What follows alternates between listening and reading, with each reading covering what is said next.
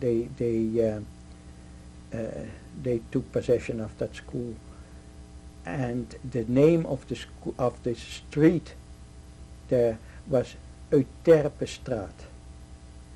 Euterpestraat.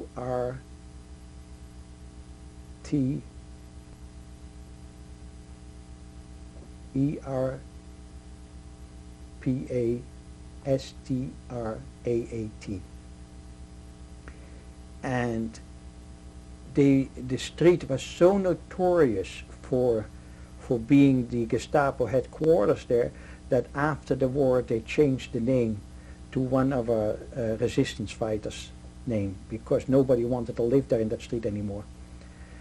And so they brought me to that headquarters, and I remember I was brought into a big room. There was a desk there. A big man, German, was sitting behind there, and he talked to me, which I didn't understand because I didn't speak German and I didn't understand German. I knew more or less what he wanted from me, and they searched me. They found a little booklet on me, and in the booklet I had names and addresses where I had to bring ration cards for people who were already in the resistance, and they needed those cards, and he wanted to know what that book was all about, and I told him I found it on the street. Where had you gotten it? I beg your pardon? Where had you gotten the book from? Oh, that was, I had to bring those cards to the people. They had names and addresses given to me from the resistance, from my family. And because at that time the resistance was growing in Holland. And I told them, I said, I don't know. So they beat me up. And then they took me to the hallway. It was a long, long hallway with ceramic tiles. And in the end of the hallway was another guy standing there, and they played soccer with me. One guy would kick me and I would fly all over the hallway to the end, and then the other one would kick me back. And they had their fun with me. And I don't remember exactly how they put me in a little room, but I don't remember if they fed me, yes or not. That I did. I was there for 3 days and 3 nights, but it escaped me if they give me anything to eat or to drink even. I don't remember that. I know the 3rd day, that guy came over to the little room where I was put, and he told me to come over to the big room where he had his office, and he slapped my face again. He wanted to know again about that booklet, and I told him I didn't know where it was. I said I found it on the street, and he slapped my face again, and then he threw me down on the floor, face down, and he stood on my back and janked my head back, and he said he was going to cut off my head. And I didn't cry. And that infuriated him, that I didn't cry. I never said a word. And then he pulled me up on my hair from the floor, and then I looked him in the eyes, and I had to look up to him, and I said, do you have kids? Which I thought was German, which was Dutch, but I thought it was a German way of saying that. And he looked at me again, and he slapped my face, and then he went over to his bureau, his desk, and he opened a drawer and pulled out a handful of yellow stars, Star of David, and he put one on my undershirt, my shirt, my pullover, my jacket, and then he gave me my coat and put it on my coat, and I had to hold them all with one hand. I had to stand on a chair with my 2 fingers in the air, and I had to swear by the holy swastika that I would never walk without a star anymore, which I did wholeheartedly. And then he slapped my face again and kicked me out of the building. Something unheard of, because you would never get out there. Nobody ever got out of there. And as soon as I got out of the building, I put those stars in my pocket, and I jumped on the streetcar. And but I had no money, but every time I jumped off the streetcar, and I wait for the next streetcar, and I jumped on the streetcar again, until I came home. And when I came home, my mother was near hysteric because she thought she would never see me again. Why did she? Well, People being picked she up? had heard that I was at Gestapo headquarters. I mean, nobody ever came out of that. And so that was something that was unheard of, that I came back. So then my father was still home, and right after that altercation I had, somebody squealed on him, or informed the Gestapo that he was involved with black market. And so they came to the house and picked my father up from the house. And they took him. It was not too far from our house. It was about 10 minutes walk. Was another detachment of the Gestapo. Another quarters from the Gestapo. And they brought him over there. And they have beaten him to pulp there. The next day, somebody was released from that area, from that headquarters, and came over to our house. And he called my mother on the street, and he said, Catherine, my mother's name, Catherine, your husband is being beaten to pulp.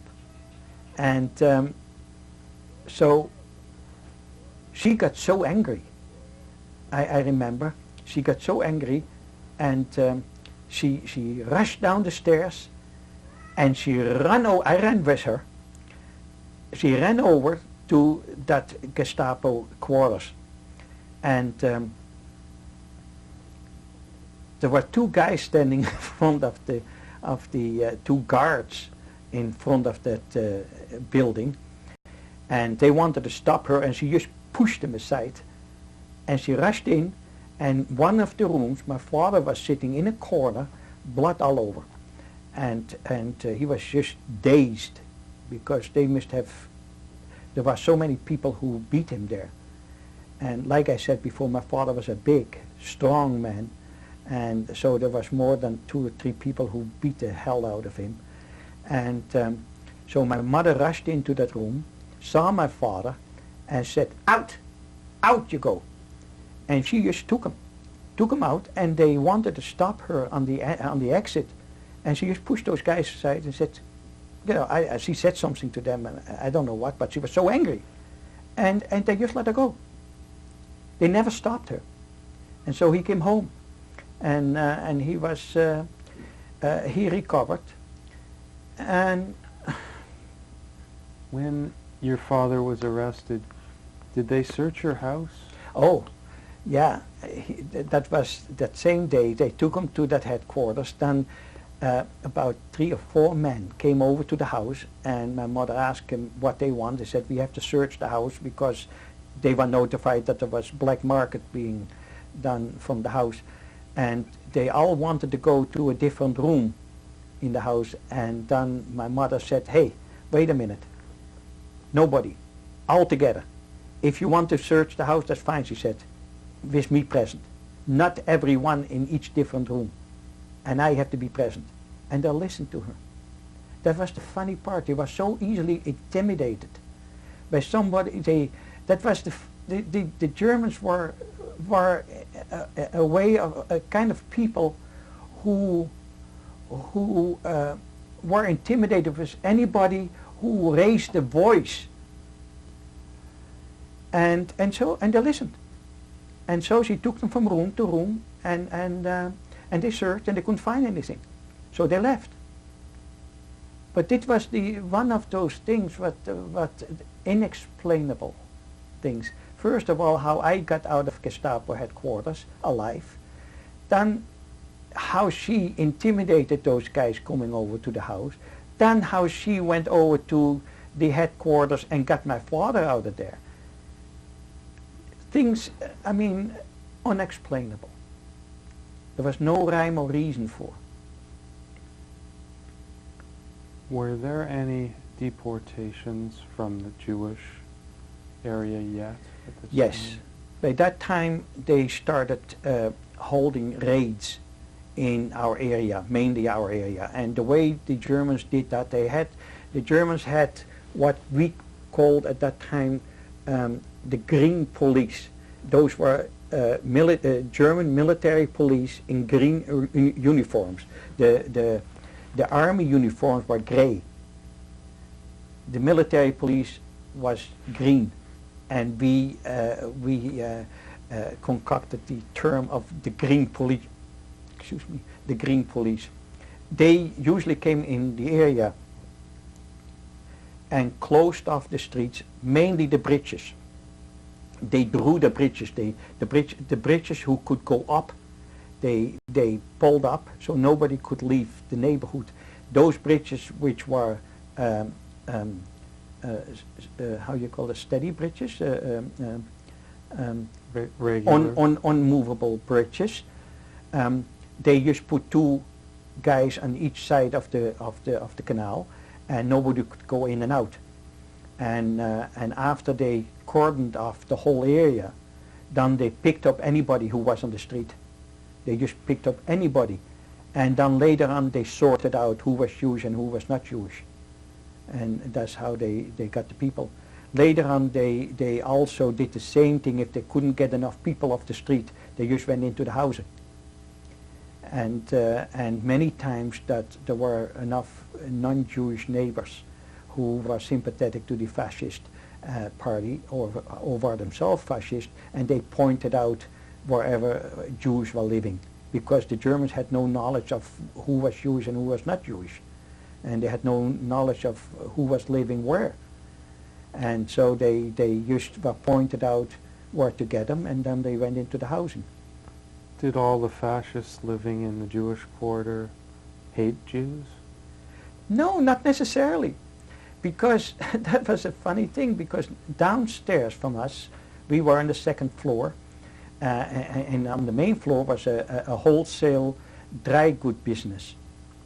And we knew the owner, and he has his two brothers-in-laws were working there, and one of them was fascist, was a member of the fascist party. But he told my mother many times, Catherine, he said, I don't hate you. I don't hate Jews. I just wanted to have a different ideology. And that was a funny part. I have heard, and that is not a personal experience, I have heard that there were even fascists who had harbored Jews during the war. It was a very strange thing. I was a member of a Jewish sport club. I was a boxer, same as my father, and in the club mainly there were Jewish people in the club, but there were also some non-Jewish members. And I remember the two non-Jewish members. They were brothers. They were huge guy, heavyweight.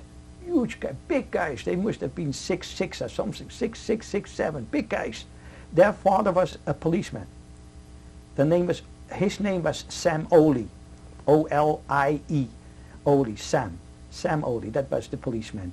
And the two boys, their name was Jan, J-A-N, and the other one was Kees, K-E-E-S.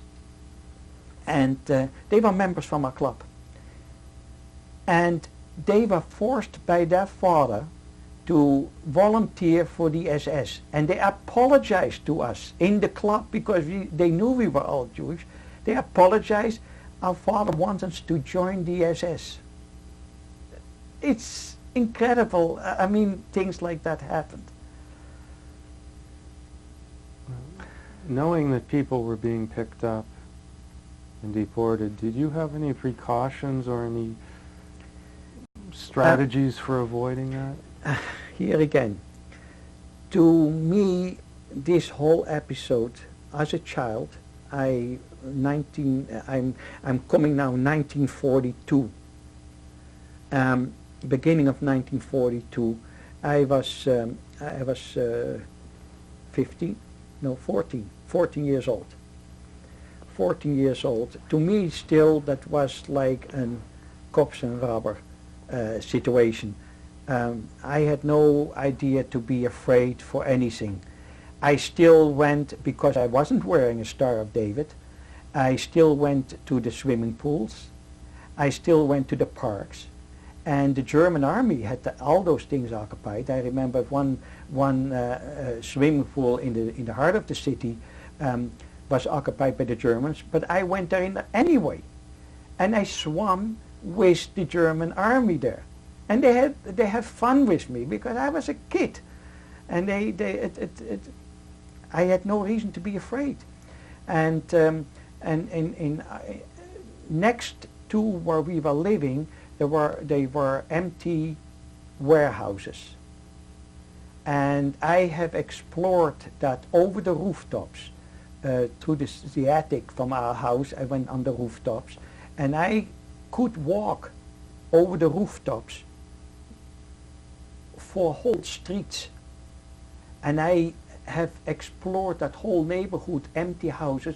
I could walk from house to house till I came to the church, which on the end of the street from us was a church, the South Church, and I could get from our house over the rooftops into the church, and then when I went down in the church, I could get out an exit, and I was in a whole new neighborhood.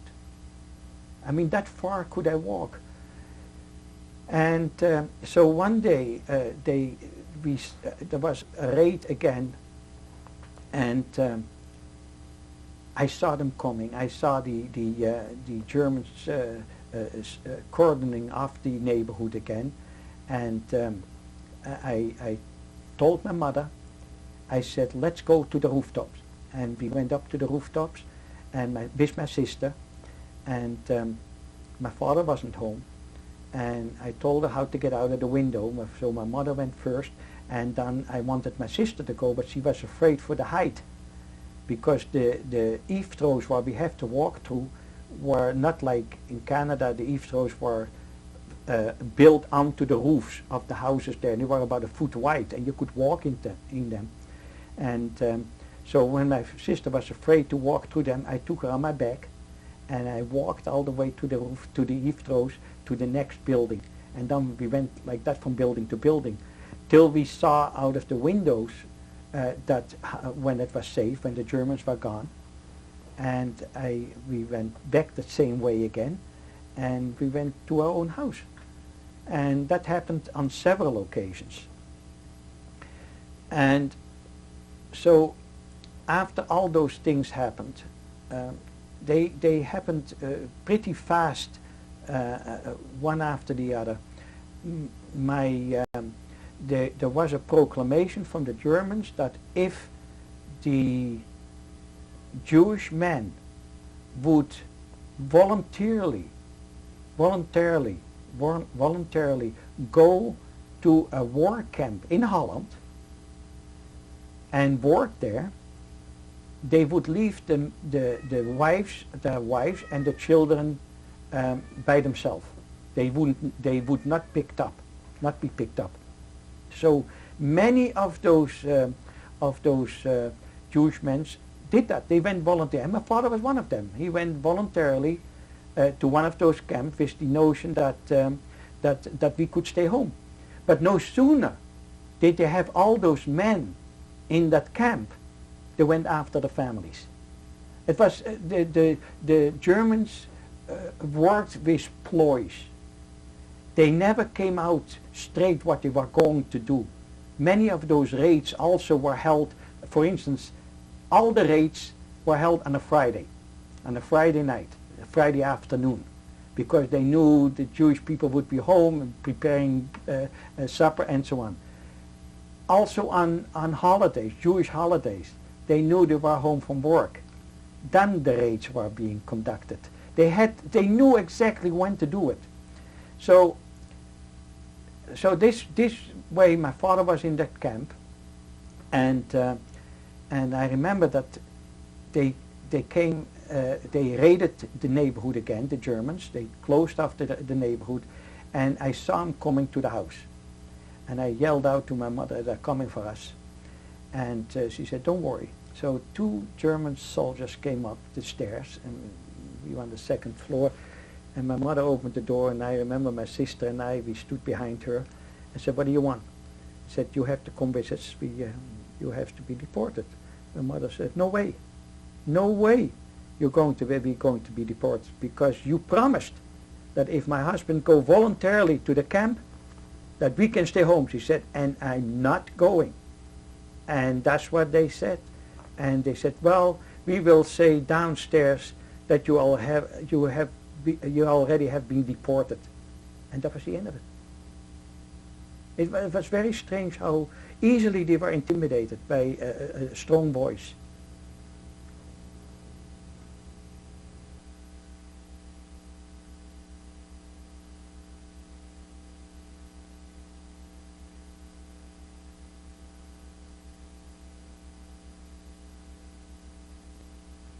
Please continue. Yeah, so after those Germans left, we stayed in the house. Then we got word that my father was actually with other people who were in that camp, all volunteers working there, that they were taken to the Dutch concentration camp Westerbork. And that he was in Westerbork now. But because we were involved with the resistance movement in Holland already, they had provided us with information that if we can get a note to him in the camp, how to get out and where to find a safe house, because this was in the northern part of Holland, that camp. So my mother somehow got a note to him, kind of a letter, and to the camp, and told them to get out and where to find a safe house in the neighborhood of that camp. And so that he was going to do that. We were still at home, and so he one morning there was every day there was a work detail going out of the camp, escorted by the Germans outside the camp, and they had to work outside the concentration camp, Westerbork.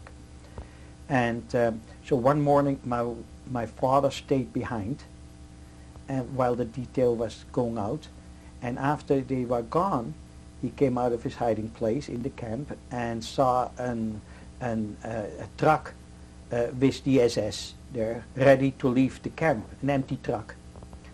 And my father went up to them and told them that if he could get a ride for them out of the camp, because he missed his detail, his work detail. And I said, "Sure, jump up."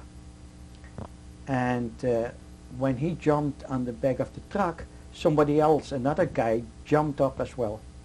They didn't talk to each other, didn't say a word. And they drove out the camp, and at one instance they stopped, asked him if he had to get off there. He said no, he has to go further, because he wanted to go as far away from the camp as possible. Second time they stopped again. He said, "Yes, here I have to get off." And when he jumped off, that guy jumped off, and my father looked at him and he said, "Who are you?" He said, "My name is Bromet." My father said, "My name is Bromet." But they were not related to each other.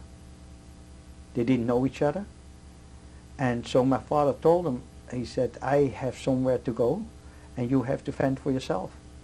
And so they did, they split. And my father went he had a little drawing from the safe house, and he went to his safe house. In the meantime, my mother made me go to my uncle and aunt,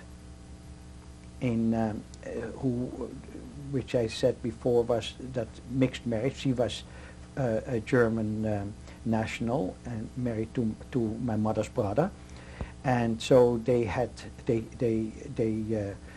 she promised that I could come over to their house. My two cousins were there, and we were all the same age, so it was not too much of a problem. And so I went there. I don't remember where my mother and my sister went to. I don't remember that. All I remember was that I went to my aunt, and but I just walked the streets there. I didn't stay in the house, and close by their house was the German Green Police headquarters, and they did exercises every day in a park not too far from there. It was a big park, and they did their exercises there, the training. And so one day I went over to the park to look how they were training, and I went right inside the park, which of course was not allowed to, and I was watching them what they were doing, and there were particularly two soldiers there.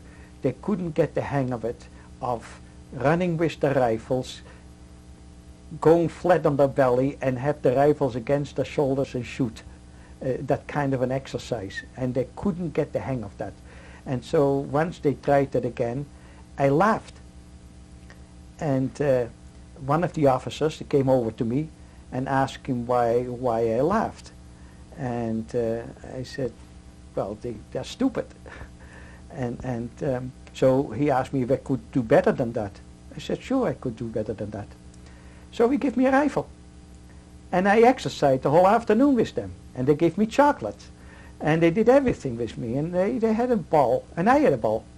But some neighbors of my aunt, they had seen me there. And they went over to my aunt's house and said, Mrs. Lutstein, that's my aunt's name, your nephew is with the Green Police in the park the whole afternoon, and you better be careful. So when I came home, I got a good licking.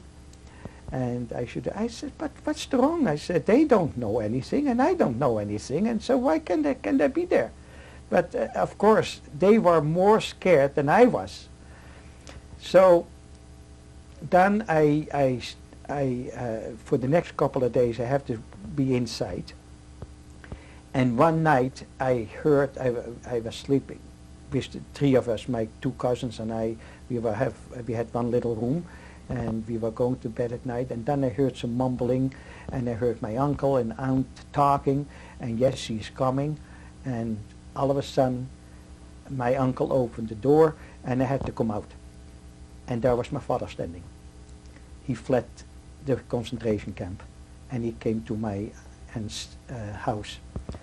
And so I got scared because they told him what happened, and I thought I could get a beating, but my father never did anything. They were quite lenient in that respect. And then we got the word that what we should do. I still don't remember where my mother and my sister were. If they stayed in the house or that they were somewhere else, I forgot that. I don't remember. I know one thing, that my father said, finally, we have to go into hiding.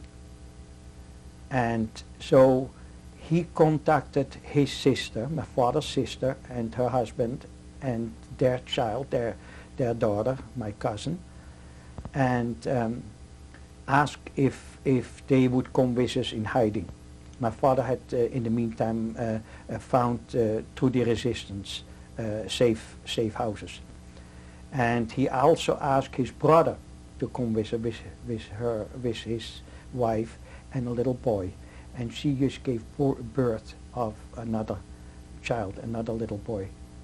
And they refused. And so we were going into hiding. Now, excuse me, had any members of your family been deported by this time?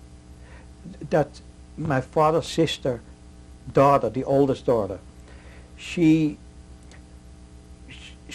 was engaged to a boy, and he got a notification home that he has to report for deportation.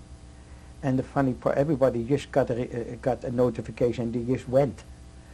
And so they got married in a hurry. She thought that by getting married to him, she would go with him voluntarily and they would stay together. We were that naive. We had no clue what was going to happen to us, to anybody who was being deported, because all we knew was that you go somewhere in Eastern Europe, and we have to work. There was another thing actually what I want to back up a little bit. I forgot to tell you that.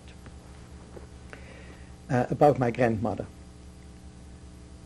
My grandmother came to our house one day, and it was just before the war started with Holland.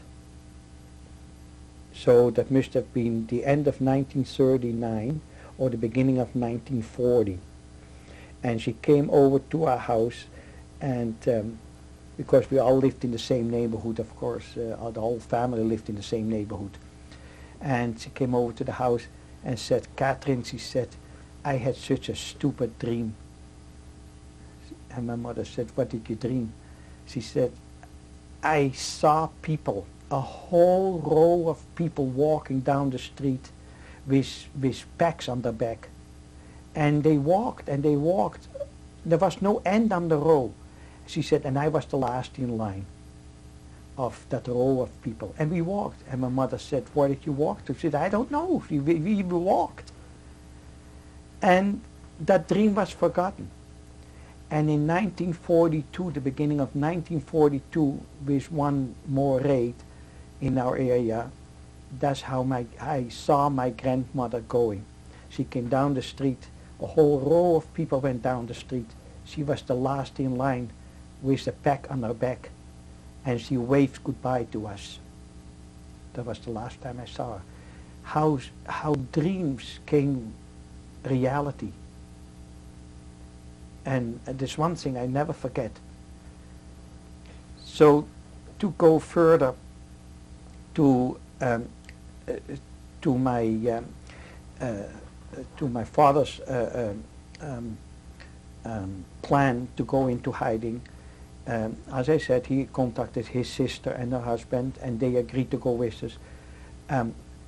His brother and his wife refused to go, and just before we went into the hiding, before we left the house, after he contacted them, they were taken out of the house with the baby, and the baby was killed before they got on the truck, because the police didn't want it. It was Dutch police who take us out of the houses, not Germans, Dutch police. They didn't want to have the responsibility with a baby, and the baby was only 5 days old. And so they went, and we never saw them again. So then we were going into hiding. And because we were not supposed to go as a group. I went, if I remember, I went with either my father or my mother, and my sister went with one of my parents, but I don't remember exactly how the situation was. And my uncle and aunt and their daughter went separate. And we knew where we were going outside Amsterdam. It was about an hour and a half by train to a city called Kampen, K-A-M-P-E-N. Now, was this your father's arranging? That was my... Your father arranged these My father and my mother, plans? I don't know how they arranged that. They had You know what kind of help they might have? Well, they gotten? had the underground. We had strong relations with the resistance because of my mother's part of the family, and her cousin, who was very involved with the resistance on behalf of the Communist Party. And we went to that hiding place, and I remember when we came to that place, we went to the door, and it was a whole row of housing, something similar to what we know here as townhouses. The only difference is there was the main floor was one family living, and on the second floor was another family living. But they looked like townhouses, what we have here, row housing. And when we came there were already 3 other people in hiding there, a woman and her 2 daughters. one also a 16-year-old daughter and a 5-year-old daughter. So we went upstairs, and so we were together in a room with 10 people, 4 teenagers, a little girl, and 5 adults. And we were in a room about, I would say, about, it was bigger than this room here, and I don't know exactly how big, maybe 18 by 12, 12 by 18 or something like that. And we were with 10 people in there. Sleeping arrangements were mostly on the floor. The most difficulty was to get the food to us. We did have ration cards. That was no problem. But what was the problem was the buying of the food. It was not like in Canada or in the United States that you had supermarkets. Those were mostly corner stores, and small stores were, for instance, you had a bakery which sold nothing but bread. You had a grocery store which sold nothing but groceries. Then you had butcher stores which sold nothing but meat. I mean, that kind of separation. There was nothing in one room, in one store, and so the most difficult part was how to buy the food for so many people. So they had to go to different stores, and even outside the city to different stores to buy the food. A couple of breads here, a couple of breads there, and milk, butter and eggs was not too much of a problem, because the people where we were hiding with, his parents had a farm not too far from there. Who was it? The people where we went into hiding with. Do you remember their names? Yeah, his name was Jan Schaapman, S-C-H-A-A-P-M-A-N, Schaapman, and Jan and Mina. Those were the people we were with. I forgot the name of the people who were on the main floor. I forgot their name. Did they know you were there, the people on the main floor? Yeah, oh yeah. Because the house was almost one house. You couldn't hide from each other. And the neighbors? Not the neighbors. Of course, not the neighbors. So you had to be very, very quiet. We couldn't come near a window. We couldn't go on the street. It was very crowded in the room. We were on each other's nerve. Arguments broke out for next to nothing. For instance, who was going to make the beds? Who was doing the dishes? Which you had nothing else to do. There was the most stupid things were arguments. We had magazines to read. We had some games where we could play, but how much could you play with? There was no radio. There was no, we had a small radio, because radios were not allowed in any house in Holland, because all the radios had to be delivered to the Germans. But they held back a radio, so we could listen to the news and to illegal broadcasting from England, from London, England, and but no TV. And so the most difficult part was with the little girl, the 5-year-old, Sonja. Sonja, stay away from the window. Sonja, don't laugh. Sonja, don't cry. Sonja, don't jump. We were forever on her back. Everybody was on her back, on the 5-year-old. And